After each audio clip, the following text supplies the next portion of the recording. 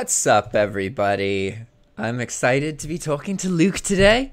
And so I came across Luke because he started a dropshipping channel recently. And I just found out he's actually been doing YouTube for a long time, which makes a lot of sense because the videos on that dropshipping channel were really damn good.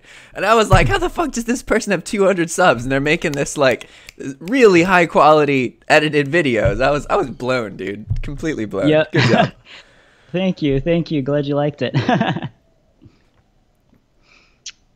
So tell me a bit about yourself. I mean, this is like literally all I know about you. Yeah. So, okay. Well, let's start off with I've been doing YouTube for a while. So I started out when I was, I think 13-ish, maybe a little bit before. I made like, a couple little like funny comedy things, and then I discovered people like Julian Smith and, like people doing the real creative comedy stuff. And I was like, wow, people can do this. So I went really hard on that, was trying to figure out how to do that, how to become a YouTuber and have that be like my thing, just, entertainment. And I did decently well. I've got like 11,000 subscribers on that channel right now. It's PC Changer Production. So PCHANGER PC Hanger Production. Yep. PC Hanger, P Changer, PCH Anger, PF Changer. It's very terrible branding that I probably should change at some point, but I haven't been super focusing on that. That's better than nothing. So I guess basically what I was doing was I was going super hard on that, making tons of videos, and then my parents were like, "Oh, we'll pay for you to go to college too," and I was like, kind of want to do videos, but okay. So I did college too, and then I was also just working at like a fast food place to make a little bit of money while I was doing it. So it wasn't great, but then I graduated, and I had done music videos for an artist named Lancifer, and did several music videos for him. I was just a fan of his content, found him on YouTube, and he was asking for help. So I was like, hey, like I can help with some of those. So he thought that was really great, and then passed my name off to a marketing company, Flood Marketing. And so I did some freelance work for them for a while, video editing. And then they ended up offering me a job. So in the span of, I think, 2 months, I graduated college and quit my other job, packed up everything I owned, got married, and drove all the way across to the other side of the country because I grew up in Virginia. So all the way to Wyoming, and then worked there for 2 years. Where in Virginia? Yeah, Fredericksburg, Spotsylvania area. Holy crap, that's crazy. So yeah, I did. And you're married? Holy crap. This is all I know. Just kicking into me right now. How old are you, by the way? I'm 25. 25. I'm 22. So we both have like ridiculously young faces. I'm sure you get like people being like, "Oh, you're 16 and you're making videos." What? Right? Yeah. Yeah. It's funny. So we both suffer from that, but we're gonna be looking great when we're 80. So yeah. So you're in Thailand now, though. Yes, yeah, Phuket, Thailand. It's sort of my home base. Megan and I are traveling around Southeast Asia. So, but we've been like really staying in Thailand a lot. It's the first place that we came just because my really good friend again, Lancifer, like I said, he's been here a lot, so he told me a whole lot about it. And people are super friendly and everything, and it's not expensive to live here at all, and it's beautiful. It's gorgeous. Thailand has the same cost of living as Nicaragua. Yeah, it's awesome. So we're like right directly in the middle of Phuket, so it's like 15 minutes to the beach in pretty much any direction, which is neat. Yeah, that's amazing. Are you experiencing any like culture shock or anything like that being in? Because did you travel much prior?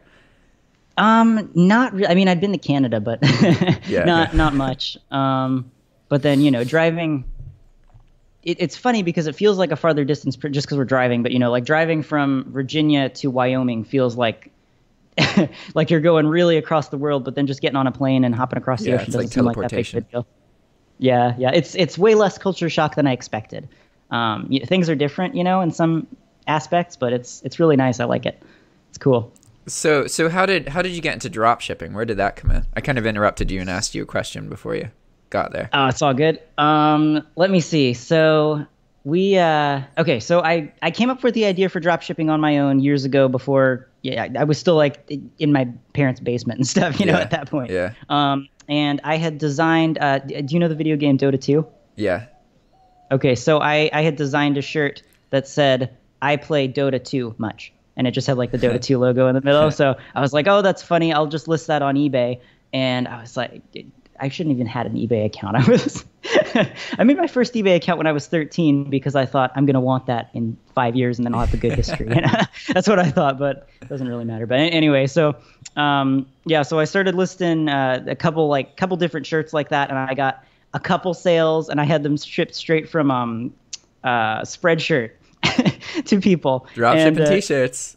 Yeah, and I was like, but that was just on my own. I just had that thought, and I was like, huh, so it was a lot of work. And then my dad found out, and he was like, oh, you're gonna get sued if you're using logos. And I was like, oh no, I don't want to get sued, so I guess I'll take it down. So,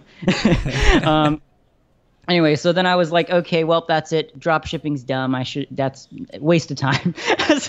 so years later, I'm working, 9 to 5 video editing job, and I love video editing, but it's just my plan was sort of to go there, have a full-time job, and then still work on my own content. But I was so burnt out from editing all day already that I wasn't making any content.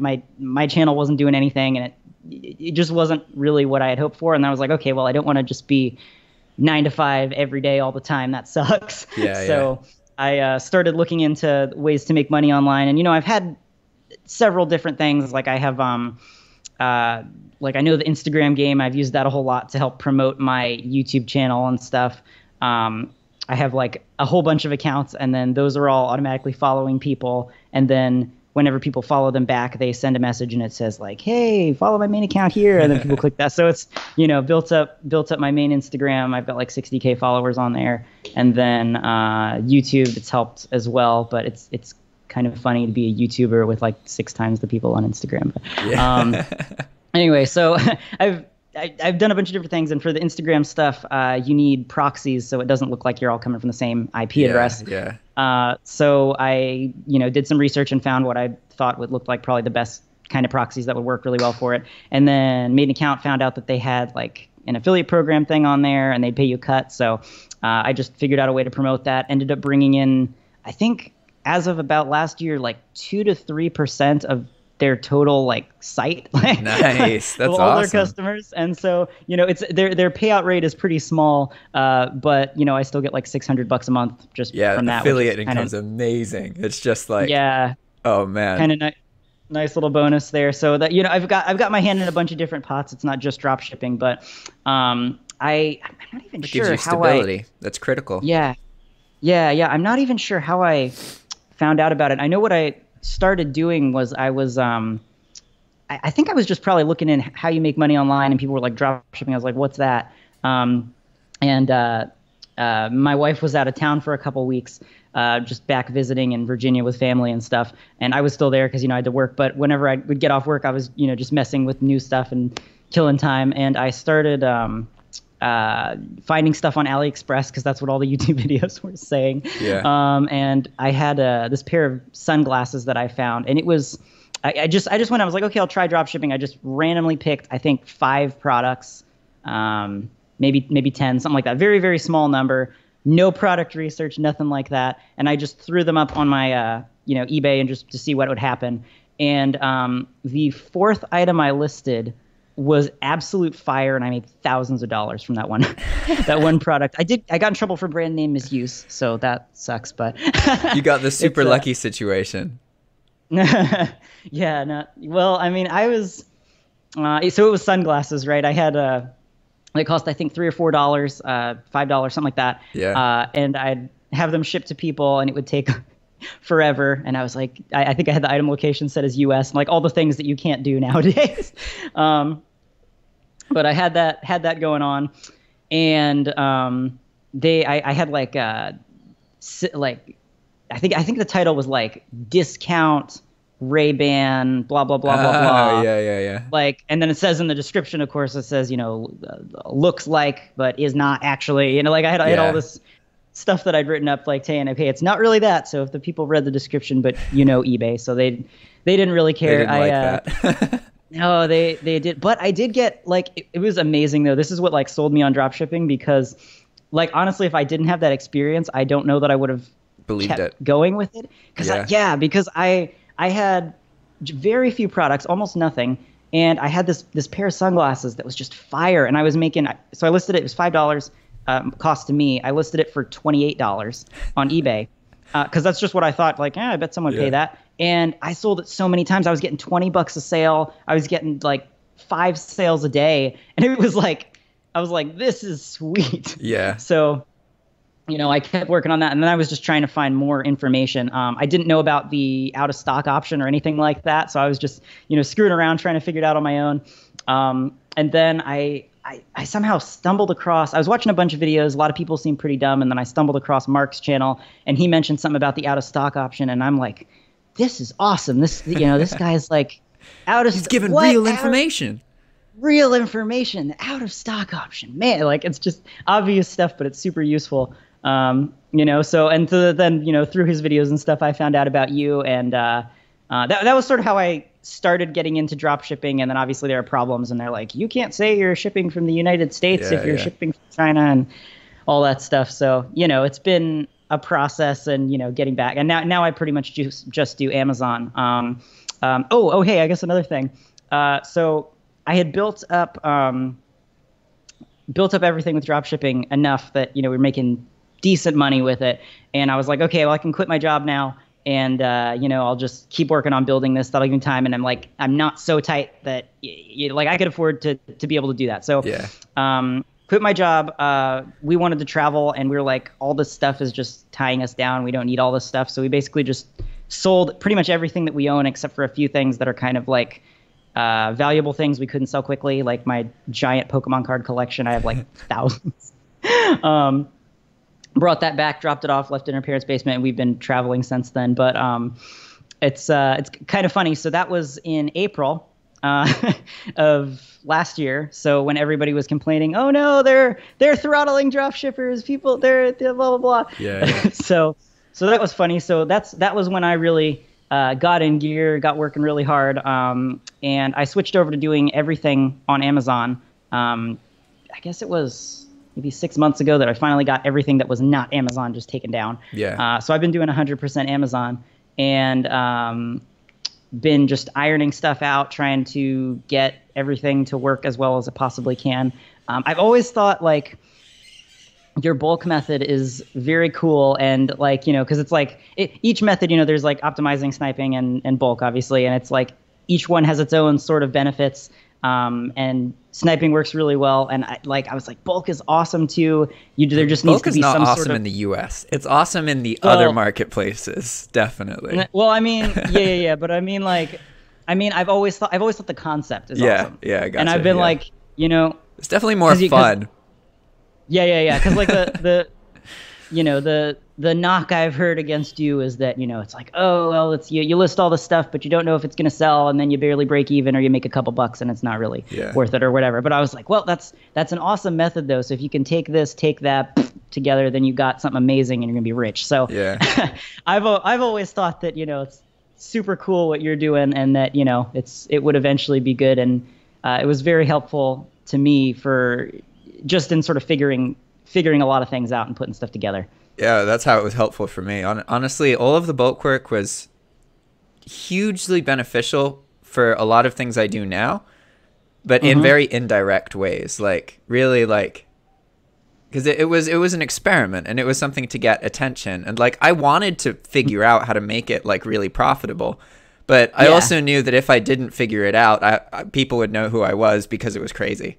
And, like, that, there was definitely a part of me that I would, like, be like, holy shit, I just posted 50,000 items. This is going to cost so much money. Holy shit. Yeah. And I would be terrified. But I got used to just doing that and putting myself in these situations. And the thing that really helped me a lot. Great marketing. It gets people to see who you are. Yeah. The thing that really helped me a lot was learning to work with lists of like 10,000, 100,000, 300,000, 1 million items at once. That was something I couldn't even comprehend in my past, but now, like, I'm used to working with those big numbers. So whenever I work with lists now, like, even if it's just like finding YouTube videos, it's so easy and effortless to just convert things into lists of hundreds of things and work in large quantities at once. And that is really useful. Yeah, and I haven't seen a ton of your videos, but, you know, I'll search for something and you'll come up, and then I'll watch your video on it, you know. So But I'm sure that like even things just like sort of figuring out like how to filter stuff down in Excel to exactly what you're trying to get, and like all that kind of little things, and maybe scripts and kind of little things. That's all really useful and can be applied to a ton of stuff too. Yeah, I would use Sublime Text 3 for most of that. That program blew my mind just because you can edit 99% of the lines in the document at the same exact time. So like, oh, dang. If you have like customer review links in your URLs, or there's affiliate links you want to get rid of, you want to shorten it. If you want to just identify one part of each line, you can just be like, boop, boop, boop, boop, done. It's amazing. Dang. It's so cool.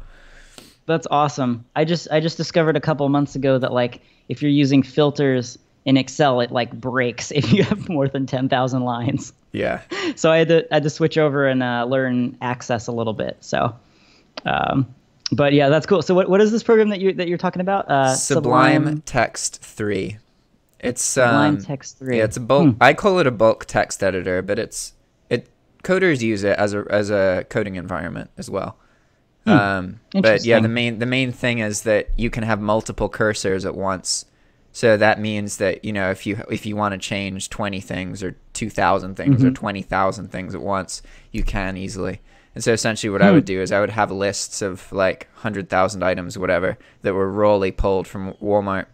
And then I would search for like assault or rifle or gun or knife or blade or all of these bad things that eBay doesn't want. And I'd try and get rid of them that way. And like, you know, it was cool. Yeah. So that was another question that I wanted to ask. I've never had an anchor store, believe it or not. I've always just gone with 1,000 item store because I've been too freaking scared that I'm gonna do something dumb and then blow up the whole account. Right now I have 12 stores, and then I do 1,000 item on each, and I'm sort of in the middle of stuff because I've got a lot shut down that are flagged, and then I'm testing on some other accounts. But I've always done that so that like, you know, I don't have to worry too much about if smart. I get a couple things. But so how have you handled all that stuff? Like, just I guess what have you learned like really condensed about? Because you've had like hundreds of thousands of listings on like one store, right? So the most interesting thing that I learned was that sell-through rate doesn't really change much at all compared to price of item. Therefore, most money lies in really expensive items. At least when I was bulk posting, like I could bulk post like 20, 30,000 items that are all between like 20 and 30 bucks. And sell-through rate was typically between like 0.6 and 0.8%. I could bulk post like 10,000 items that are all over like $800. Same thing. So it's that was really interesting. And unfortunately, I wasn't really able to start really using that information because by the time I started to understand it, I had a freaking enterprise store and I was in way over my head. And like if I could redo everything, what I would do is just have either do bulk the way I was doing, but in foreign marketplaces because the anchor stores have unlimited listings. So that really? That $3,000 to $11,000 eBay bill I had every month would have basically not existed aside from the 10% fee to sales. So now I know like multiple people who've used the videos to do that in these other marketplaces, and they're earning more in like months than I did in the whole years of the existence. Oh my gosh. Right? Wow. So that's one thing is to use foreign marketplaces. And the other is that I wouldn't have ever, it wasn't a good idea to get an enterprise store. Like there's no reason to have 100,000 listings. It's just too many. And the chance of something going wrong is just so likely, you know, like, cause everything's on a timer. So I could have gotten 4 counterfeit problems, but if they were over the span of 3 years, it wouldn't have mattered. I wouldn't have lost my account. But because it all happened within like 1 year, it's what got me screwed. And it's funny because it wasn't drop shipping that got me in trouble. Like it was just like various 4 products out of those like over 300,000 I posted in my lifetime. Only 4 of them led to me losing the eBay account. Oh my gosh. That's so funny. I also do think it's funny that everybody is like, you see people in Facebook groups freaking out like, oh, you're going to get banned for drop shipping. It's like, no. Chill out. Nobody has gotten banned for drop shipping. Like if they have, maybe it's because they called them on the phone. We're like, hi, I'm drop shipping. Can you like, you know, but it's like they're flagging people, they're throttling people, but nobody's gotten banned just for drop people shipping, have gotten banned for just drop shipping now, but that's a very new thing that didn't used to happen in the past. But like, well, no, I mean, like, yeah, like I know I saw Tyler's video and stuff, but like that didn't even, when I watched what he was saying, it didn't sound like it was like he was banned for drop shipping. It was sound like he was having a lot of problems with other things, like he was calling. The reason that they stated was showing for him was because of drop shipping activity. At least that was my takeaway from it. But the reason that I perceive that eBay does actually ban people for drop shipping is because a lot of new people reach out to me, especially people overseas. And so before, it was really common for overseas people to just get banned because eBay couldn't see who they are, that kind of thing. Whereas now, like, I've had multiple people reach out to me and be like, hey, I told eBay I was drop shipping on the phone, that kind of thing, like you just said. They got banned, like, straight away. And so like that didn't really used to happen. Like when I was drop shipping on eBay, I was always completely straight up about what I was doing. And I would talk to the reps, especially because I had the Anchor Store reps, which are like really next level. I think I saw like a post or something from you, or like from forever ago, and it was like, oh, I just got off the phone and I was talking with a rep and he uses Hydra Lister himself, and I was like, I was like, that's hilarious. I remember that conversation. That was when I still lived in the States. That was cool. That's funny. I guess what I mean is eBay. It's not like eBay is like says, okay, you're drop shipping, and then they have sent out mass emails to everybody to be like, oh, It's not like you're gonna wake up and all of a sudden one day, you're banned for drop shipping. You know, it's if you call them and are like, hey, I'm trying to do retail arbitrage drop shipping, which you have just disallowed. It's like, how do I do that? Like, then they might give you a suspension, but you know, that's what I was trying to say. eBay will usually work with you to help you resolve whatever it is, unless there's indication that there's some kind of fraudulent activity, or you're not the person you're saying you are, or you're an international. In that case, then they're much less willing to work with you. But I know some people, some physical eBay sellers, and I use this word, but it's confusing to people. So when I say physical eBay seller, that's just somebody who sells on eBay and they don't drop ship. So they actually have their inventory, right? So I've talked to a few of these individuals who have gotten flagged for drop shipping, like accidentally by eBay. It's been really interesting them telling me what their experience was and how frustrating it was for them, because they literally weren't drop shippers. And then they'd call eBay and be like, what just happened? Like, all of my sales are gone. Everything's gone. What happened? What's wrong? And eBay would be like, I don't know. Like, this just happens sometimes. And maybe after you can open a new account. Can I transfer my limits? No, of course not.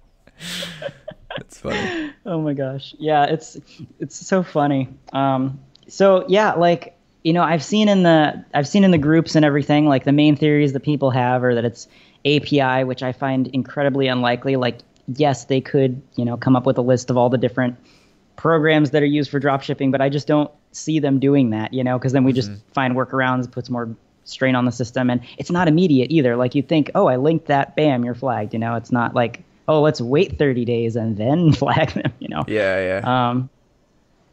So like my thought is that it's item location. And if it is that one, then BlueCare, I think, fixes it, because that doesn't show the origin item location. So it either has to have an automatic pass or just be ignored. Yeah, it makes it, it hides the information from eBay. Yeah. So, you know, and I don't know, like there are other possibilities too. If it turns out not to be that, they could have like, you know, some sort of database of different products that are drop shipped, and if you list any of those, you get in trouble. Or if it's, but I don't think it's that, or like maybe with like that would Instagram, be too much, I think. Like I can share some information I have about eBay as a company. I'm part of a group of sellers, and so I meet with them every Friday, and then they tell me kind of what's going on. And one of them is like known in eBay, and he meets with eBay employees and that kind of thing. And he said that so eBay as a platform isn't growing, whereas e-commerce is growing, right? Yeah. And eBay has polled its users to try and figure out why this is. And essentially what the data that eBay has gotten back is that there's a lot of new users coming to the site, but they're not staying on the site. eBay's retention for its user base is really low. And so eBay has polled its users that have left or haven't been active, and of those who have responded, the vast majority of them have stated that they were unable to find their item. So from eBay's perspective, it knows that it's not growing.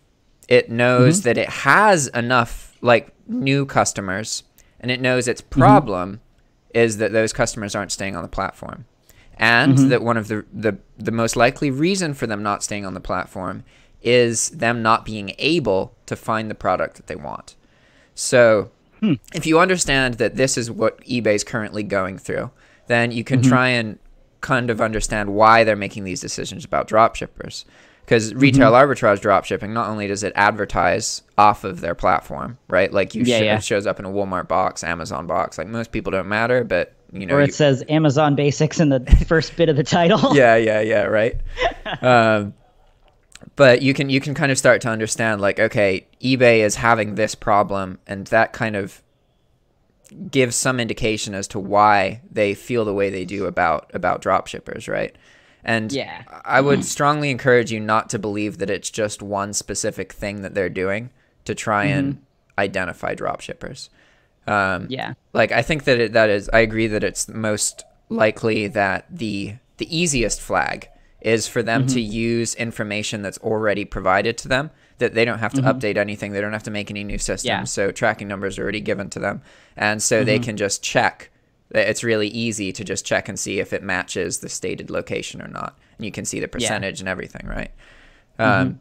But in the case of these physical sellers I told you about earlier, the thing that got them flagged was that at one point in their history, they had linked a dropshipping tool. And that's literally all they did. They hadn't even listed products, hadn't even made sales. And so these physical sellers got flagged, had to deal with the traffic reduction, and then over a 1 to 2 month process were able to prove to eBay that they weren't dropshipping. But in these situations, it does look like the API link is what caused those flags. But granted, this is just like it's just things people have told me. I can't know how true that is. But I've heard a couple people who have said that, but it's like it's so hard to know without like looking at the account. It's like, because you know it'd be easy to just like, oh, I'm going on vacation, I'm gonna just drop this package off at a different place. Oh, it's shipping from like, you know, I don't know. But it's like it's just hard to know, you know. But yeah, it's always possible. You know, I'm gonna keep experimenting with it till I figure out or give up. But you know, I'm not planning on that anytime soon. I do know that you can get the flags removed if you're able to show that you have an agreement with who you're dropshipping from. And so I'm sure that there's a way to convince a rep that you have an agreement with Walmart, because I've heard reps ask if you have an agreement with Walmart. Like there was a conversation where that was the follow-up. So it's kind of like, really? Huh. That's wonder, amazing. Because I know that there's like a whole black market industry on eBay where like eBay is a huge company, right? So there's dirty reps that you can get to do things for you and this kind of thing. And there's also like people who make a living off just having templates, and they fix people's problems on eBay by essentially uploading like fake documents and this kind of thing. You know, it's really not, it's not legitimate at all. It's super sketchy, but it is interesting because it does happen and it does work for some people.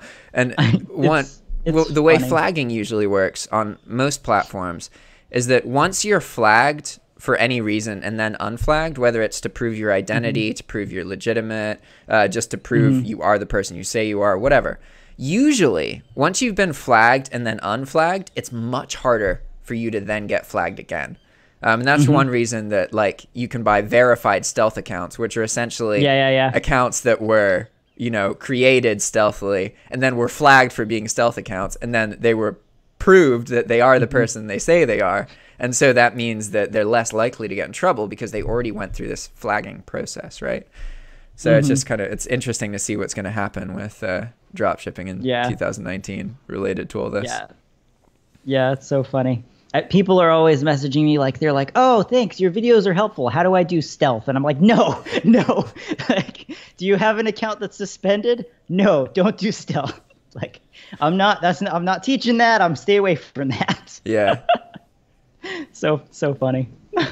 Yeah, I have a little bit of videos about stealth accounts, but I've had opportunities to get more into it, and it's just like I don't feel comfortable about making videos that people can use to like launder money. Like, that's not good. I'm gonna get in trouble. Yeah. You know, like. Yeah. It's funny. Well, let me see. So I know you've traveled around a little bit, right? Have you ever been over to traveling, Asia? essentially. That's cool. I was born in Asia. Oh, that's cool. Nice. In Sri Lanka. Where in Asia? Oh, interesting. That's neat. Yeah. Cool.